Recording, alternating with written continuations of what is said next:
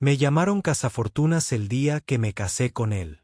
Su familia se rió de mis manos grasientas, mi ropa sencilla, mi vida de mecánica. Decían que no era digna de su mundo. Pero lo que no sabían era que un día salvaría su imperio, expondría a su mayor enemigo y me convertiría en la mujer a la que nunca dejarían de respetar. Antes de contarles cómo pasé de ser subestimada a convertirme en la mujer que salvó un imperio, déjenme preguntarles esto. ¿Alguna vez las han juzgado por ser demasiado simples, demasiado comunes, demasiado diferentes? Si esta historia les dice algo, no olviden darle a me gusta a este video, suscribirse para más historias de resiliencia y valentía, y compartirlo con alguien que necesite recordar que su valor es mayor que la opinión del mundo. Me llamo Tanya, y durante la mayor parte de mi vida, la gente me definió por lo que no era. No era rica. No era glamurosa. No era el tipo de mujer en la que la gente se fijaba al entrar en una habitación. Era simple y llevaba esa etiqueta como una segunda piel. No porque creyera que significaba menos, sino porque no tenía elección. Mi mundo era pequeño, ruidoso y lleno de motores. Crecí en un barrio modesto donde mi padre tenía un pequeño taller mecánico. Cuando falleció, el taller se convirtió en mi herencia, mi responsabilidad y, en cierto modo, mi ancla. Mientras otras chicas soñaban con mostradores de maquillaje y vestidos brillantes, yo encontraba consuelo en el olor a aceite de motor, en el zumbido de un motor que podía devolver a la vida. La mayoría de los días eran iguales. Los clientes llegaban con coches averiados. Me arremangaba y hacía mi trabajo. Tenía las manos ásperas de años de girar llaves, y a veces, cuando me veía en el espejo, me preguntaba si las manchas de grasa alguna vez desaparecían. La gente decía que no era trabajo de mujeres, que debería haber elegido algo más fácil, más suave, algo que me quedara bien. Pero el taller era el único lugar donde me sentía fuerte, donde cada problema tenía solución si se miraba con atención. Entonces llegó el día en que todo cambió. Lo recuerdo con claridad porque el sol estaba alto y pesado, haciendo que el techo de hojalata de mi taller ardiera como fuego. Acababa de arreglar una camioneta vieja cuando un coche elegante entró en el garaje, tan brillante que reflejaba las nubes como un espejo. Lo reconocí al instante. Era de esos coches que cuestan más que mi propio taller. Al abrirse la puerta, apareció un hombre que parecía de otro mundo. Llevaba el traje planchado, los zapatos lustrados y el reloj relucía bajo la luz. Se movía con una seguridad que hacía vibrar el aire a su alrededor, como si todos los demás existieran solo para orbitar su espacio. Su asistente, presa del pánico, agitaba las manos indicando que llegaban tarde a una reunión importante y que el coche se había parado en medio de la carretera. Pero no parecía nervioso. Solo parecía curioso, casi divertido, mientras sus ojos recorrían mi pequeño taller, hasta posarse finalmente en mí. Pensé que me despediría con una mirada, que tal vez pediría a alguien más. En cambio, asintió levemente, como si estuviera listo para ver qué podía hacer. El problema con su coche no era complicado. Era algo pequeño, una pieza desalineada que la mayoría de la gente no habría notado, enterrada bajo superficies brillantes que distraían la vista.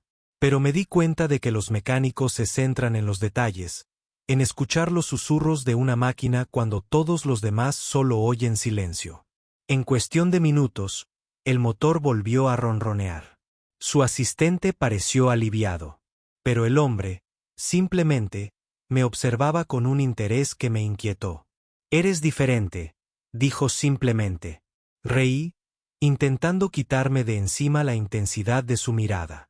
«Solo soy mecánico». Pero incluso mientras lo decía, algo en su expresión me decía que no estaba de acuerdo. No lo sabía entonces, pero ese momento, el intercambio de esas pocas palabras, marcaría el comienzo de una historia que nadie podría haber escrito para mí. Ni los vecinos que me llamaban simple, ni su familia que luego me llamó cazafortunas, ni siquiera yo, la chica que creía que nunca encajaría en ningún lugar más allá del olor a grasa y gasolina. Ese día, sin darme cuenta, había entrado en un mundo nuevo, y él había entrado en el mío.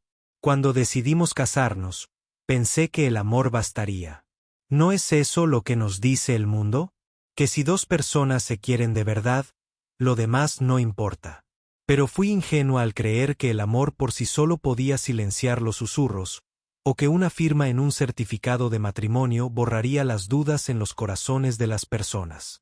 La boda fue pequeña, idea mía, no suya. Él habría llenado con gusto un salón de baile con candelabros y cámaras. Pero yo quería algo íntimo, unos pocos amigos, un puñado de su familia y votos pronunciados con sencillez. Me miró como si fuera la única mujer en la tierra. Y en ese momento, creí que lo era. Pero incluso mientras sonreíamos para las fotos, capté como los labios de su madre se apretaban con fuerza, como su hermana susurraba tras su mano, como algunos familiares evitaban mi mirada por completo. Me dije a mí misma que no importaba. Me dije a mí misma que sus opiniones no podían afectarme. Pero las opiniones tienen una forma de filtrarse por las grietas, como el agua que encuentra debilidad en la piedra. Y pronto empecé a oír las palabras que intentaban ocultar. Cazafortunas, oportunista, forastera.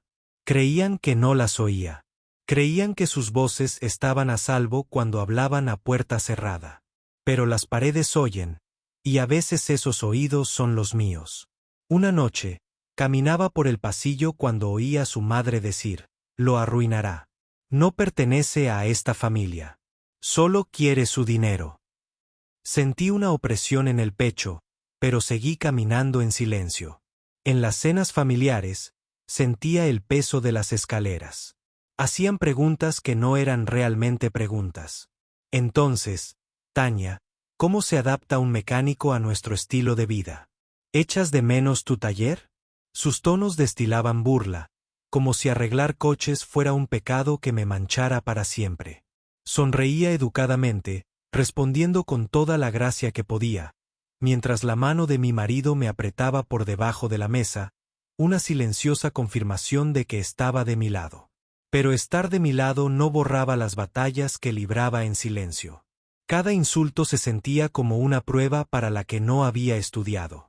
Cada mirada me recordaba que era una extraña en su mundo, recorriendo pasillos que nunca debía haber recorrido. A veces me preguntaba si tenían razón, si tal vez era demasiado simple, demasiado ordinaria, demasiado vulgar para estar en una casa de cristal y oro. Aún así, aguanté, porque irme no era una opción, y demostrarme a mí misma con palabras me hacía sentir vacío. Creía que el tiempo suavizaría sus aristas, que algún día me verían no como una amenaza, sino como una mujer que lo amaba. Pero subestimé hasta donde puede llegar el resentimiento cuando no se controla. Lo que no sabía entonces era que su desaprobación pronto encontraría un aliado, alguien mucho más peligroso que palabras susurradas y miradas penetrantes, un villano que no solo cuestionaría mi lugar en su corazón, sino también mi papel en su mundo. Y cuando llegó, comenzó la verdadera tormenta. Fue durante esos meses difíciles de matrimonio, cuando aún me quemaba la desaprobación de mis suegros, que él entró en nuestras vidas. Al principio, no lo vi como lo que era. Los villanos rara vez llegan con máscaras. Llegan sonriendo. Su nombre se susurraba con respeto en la mesa. Era el primo de mi esposo, un hombre que había crecido junto a él, estudiado con él y trabajado a la sombra de la familia. Para el mundo, era familia. Para mí, pronto se convirtió en la sombra que seguía cada paso que daba. Me estrechó la mano la primera vez que nos vimos, sosteniendo mi mirada por un instante de más. Había encanto en su voz, una suavidad en su tono que hacía que la gente lo escuchara. Elogiaba la comida, elogiaba la casa, se reía de cada chiste. Pero debajo de todo eso, había algo afilado, algo calculador en su mirada, como si ya llevara 2 movimientos de ventaja en un juego que yo no sabía que estábamos jugando. Me trataba con cortesía en público, pero sus palabras tenían filos que cortaban cuando nadie más lo notaba. Un mecánico, dijo una vez con una sonrisa. Qué refrescante, tan diferente a lo que esta familia está acostumbrada. Todos los demás rieron. Bajé la mirada y me tragué la amargura. Lo que no sabía era que él ya había empezado a tejer su red. Poco a poco, sembró la duda en la familia. Susurró que yo era demasiado ambiciosa, que estaba usando a mi marido para acceder a la empresa, que pronto los dejaría a todos a un lado y reclamaría lo que no era mío. Y como ya dudaban de mí, le creyeron. Sus mentiras no tenían que ser ruidosas, solo oportunas. Empecé a notar el cambio.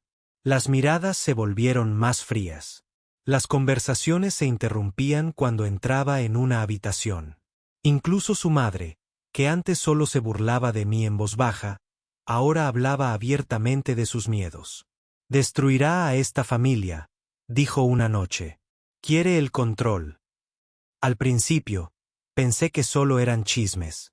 Las familias hacen eso. Hablan. Exageran. Pero luego me di cuenta de que no eran solo habladurías. El primo se había posicionado como un salvador, un hombre que se preocupaba por el futuro de la empresa mientras me pintaba como una amenaza. Mi esposo confiaba en mí, pero algunas noches veía la duda en sus ojos. No sobre mi amor, sino sobre el costo de mantenerme a su lado. El villano no atacó de golpe. Fue paciente. Esperó a que las grietas se ensancharan, a que las tormentas se formaran. Sonreía en las cenas familiares mientras vertía veneno en las conversaciones.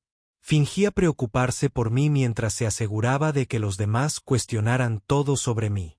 No fue hasta que la propia empresa empezó a tambalearse que comprendí la profundidad de sus intenciones. La crisis que siguió no fue un accidente. Fue cuidadosamente elaborada. Y cuando los muros comenzaron a cerrarse, comprendí que su plan no era solo destruir mi lugar en la familia, sino poner de rodillas a todo el imperio. Y de alguna manera lo logró. Parecía que yo era la causa. Las primeras señales de problemas en la empresa eran como pequeñas grietas en una pared, fáciles de ignorar al principio, pero imposibles de ignorar una vez que se extendían. Un proyecto retrasado por aquí, un contrato cancelado por allá.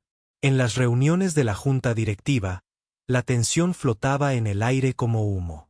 Mi esposo intentaba tranquilizar a todos, pero podía ver el peso que lo oprimía. Trabajaba hasta altas horas de la noche, con la voz apagada por las llamadas telefónicas y el ceño fruncido de una forma que nunca antes le había visto. Y entonces, casi como si fuera una señal, los rumores sobre mí se hicieron más fuertes. Su primo, el villano que ahora entendía demasiado bien, aprovechó el momento. Se quedó en salas llenas de familiares y accionistas, con la voz baja pero firme, y me echó la culpa. Desde que ella llegó, dijo, las cosas han ido cuesta abajo. Es una distracción. No entiende de negocios. Ella no pertenece aquí. Al principio, mi esposo me defendió con fiereza. Les dijo que no tenía nada que ver con los problemas de la empresa. Pero la duda es como una mancha. Se extiende incluso cuando la frotas. Pronto, la familia dejó de susurrar. Eran exigentes. Su madre me acorraló una noche, con la voz temblorosa de ira y miedo. Has traído mala suerte a esta casa. Nuestra empresa se está desmoronando, y es por tu culpa. Me quedé allí parada. Sus palabras me golpearon como golpes, pero no dije nada. ¿Cómo podría? No tenía pruebas, ninguna forma de defenderme de acusaciones construidas sobre sombras. Quería gritar que no era yo, que alguien más estaba moviendo los hilos, pero sabía que no me creerían. La verdad era peor de lo que podría haber imaginado. El primo no solo estaba difundiendo rumores. Estaba saboteando activamente la empresa. Noté patrones que nadie más parecía ver. Decisiones que parecían pequeñas en el papel, pero tenían consecuencias devastadoras. Contratos firmados con términos sospechosos. Proveedores elegidos que siempre fallaba en sus compromisos. Veía las huellas de la traición, pero eran tenues, ocultas bajo capas de jerga empresarial y astutas mentiras. Tarde en la noche, mientras mi esposo dormía, me sentaba a la mesa de la cocina con papeles extendidos ante mí. No era empresaria, pero sí mecánica. Y los mecánicos lo saben. Toda máquina, por complicada que sea, se construye con piezas simples. Si algo no funciona, se puede rastrear el problema hasta su más mínimo defecto. Empecé a ver la empresa de la misma manera, como una máquina. Algo andaba mal. Y si tan solo pudiera encontrar el tornillo suelto, el engranaje desalineado, podría arreglarlo. Pero mientras buscaba respuestas, la familia se volvió más fría. En las cenas, la conversación se interrumpía cuando yo hablaba. La hermana que antes me ignoraba ahora se burlaba abiertamente. La madre se negaba a sentarse a mi lado. Incluso parientes lejanos empezaron a tratarme como una intrusa. Mi presencia era una herida que querían sanar excluyéndome. Sentía que me ahogaba, dividida entre el hombre que amaba, que libraba batallas que yo no podía ver, y la familia que quería que me fuera. La incertidumbre se convirtió en mi compañera. Cada día me preguntaba cuándo llegaría la próxima acusación, cuándo caería el siguiente golpe. Y, sin embargo, en la quietud de esas largas noches, me hice una promesa. Si querían llamarme forastera, que así fuera. Pero no lo dejaría librar esta guerra solo. Encontraría la verdad. Desvelaría la traición. Y cuando lo hiciera, todos verían quién era realmente.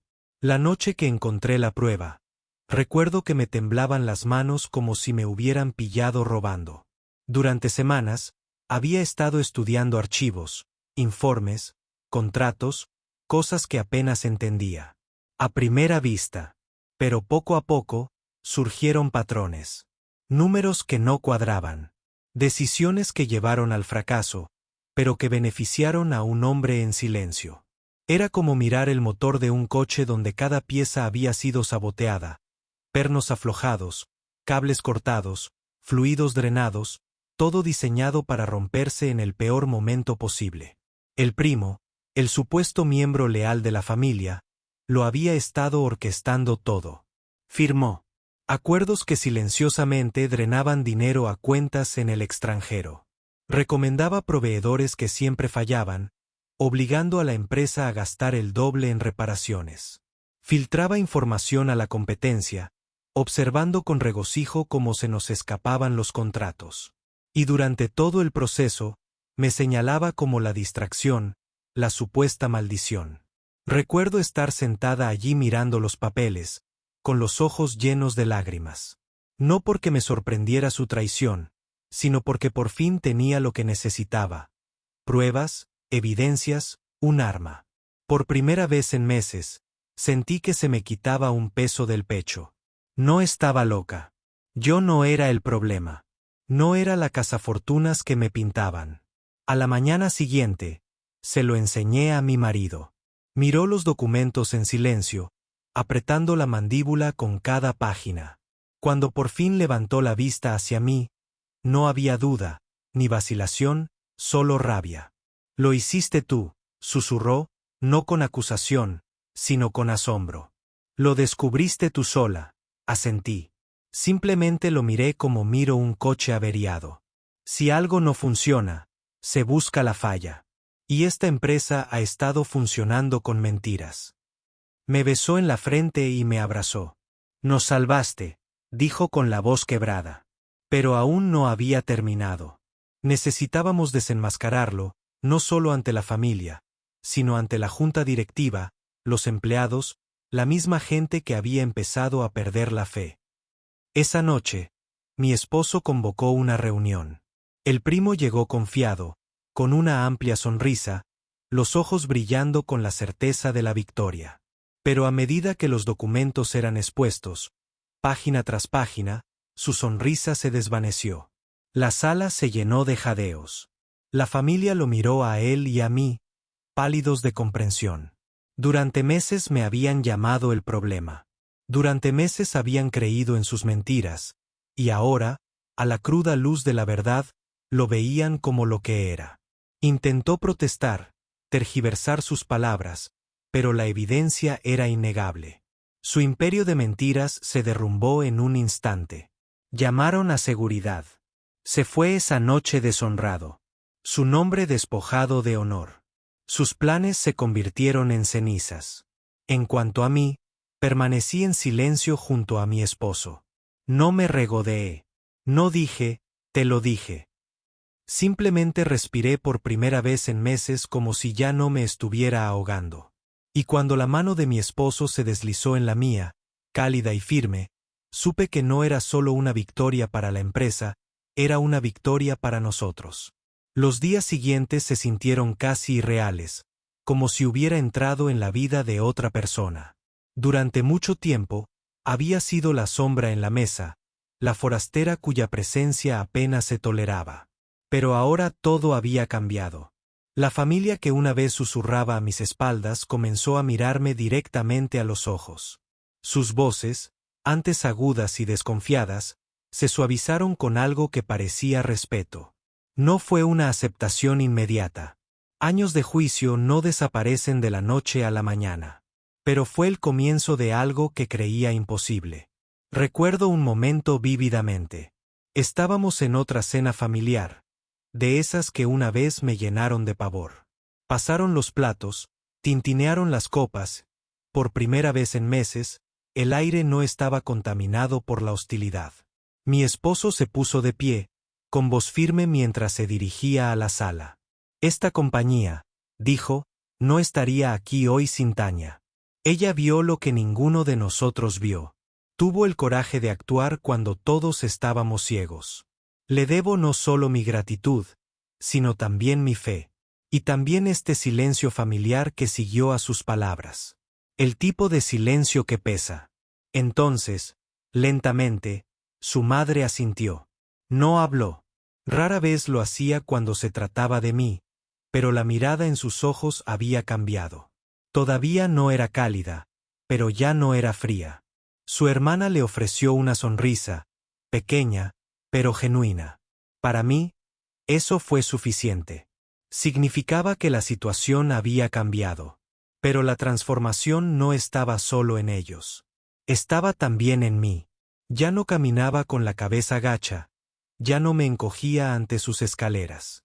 Me movía con la tranquila confianza de alguien que ha enfrentado la duda y ha demostrado ser más fuerte. Había salvado no solo una empresa, sino mi propio lugar en esta familia. Y al salvarlos, me había salvado a mí misma. El villano había desaparecido. Su nombre ahora era sinónimo de traición. La empresa empezó a sanar. Se restablecieron los contratos. Se reconstruyó la confianza. Mi esposo me incluyó en las conversaciones, pidiéndome mi opinión, valorando la perspectiva que antes creía que no tenía cabida en su mundo. Y aunque nunca quise controlar su imperio, me di cuenta de algo importante. Siempre había pertenecido a este lugar, no por mi riqueza ni mi estatus, sino por quién era. Una noche, sentados juntos después de un largo día, se volvió hacia mí y me dijo, «¿Sabes? Nunca volverán a llamarte Casafortunas». Sonreí suavemente. Encontrarán otro nombre. Siempre lo hacen. Negó con la cabeza. No, ahora te llamarán como siempre supe que eres. El corazón de esta familia. Se me llenaron los ojos de lágrimas, pero no las dejé caer porque en el fondo sabía que esto era solo el principio. El respeto, una vez ganado, no se puede arrebatar. Y el amor, forjado a fuego, se fortalece. Una vez fui solo una mecánica, una mujer descartada por simple. Pero al final, fue mi simpleza la que se convirtió en mi fuerza. Mi capacidad de ver con claridad cuando otros estaban cegados por la codicia y el orgullo. Y eso, más que nada, es lo que me ganó un lugar en esta familia para siempre. Cuando miro hacia atrás ahora, casi parece una vida diferente. Todavía recuerdo a la chica que solía ser, la mecánica con overol, secándose el sudor de la frente en un taller polvoriento, sin imaginar jamás que su vida pudiera extenderse más allá del olor a aceite y acero. A esa chica la llamaban simple, ordinaria, olvidable. Y tal vez eso fue precisamente lo que la hizo inolvidable. Aprendí que ser subestimada no es una maldición. Es un don. Porque cuando la gente te ignora, nunca te ven venir. No se fijan en cómo observas, cómo piensas, cómo te preparas. Solo ven su idea de ti, no tu verdad. Y un día, cuando llega el momento, das un paso al frente y les demuestras que están equivocados. No con ira, no con ruido, sino con silenciosa brillantez. La familia que una vez dudó de mí ahora me considera suya. La empresa que casi colapsó está prosperando de nuevo. Y el hombre con el que me casé, no solo me ama, me respeta.